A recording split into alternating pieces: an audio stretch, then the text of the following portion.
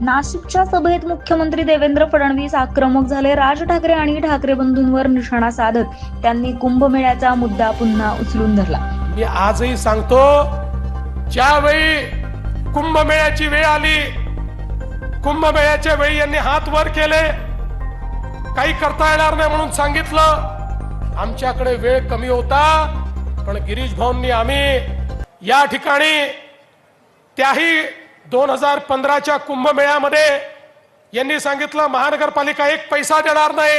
म्हणलं काही हरकत नाही, सगळा पैसा राज्य सरकारच्या वतीने देईन. सगळा पैसा त्यावेळी राज्य सरकारच्या वतीने दिला. फडणवीस म्हणाले, नाशिककरांनी तुम्हाला सत्ताही दिली होती, पण तेव्हा विरोधक काहीच करू शकले नाहीत. 2015च्या कुंभमेळ्यावेळी दोन्ही भावांनी हात वर केले होते. महानगरपालिकेच्या वतीने काहीच होणार नाही असं त्यांनी सांगितलं होतं. मुख्यमंत्री म्हणाले की राज्य सरकारने कुंभमेळ्यासाठी निधी दिला आणि त्यामुळेच कुंभमेळा निर्विघ्न पार पडला. त्या कुंभमेळ्यात एकाही व्यक्तीचा मृत्यू झाला नाही असंही फडणवीस यांनी ठामपणे सांगितलं. पुढे टीका करत ते म्हणाले, कुंभमेळ्याची खिल्ली उडवणारे हेच लोक गंगेचं पाणी पिणार नाही म्हणतात, पण गोदाकाठी येऊन भाषण करतात.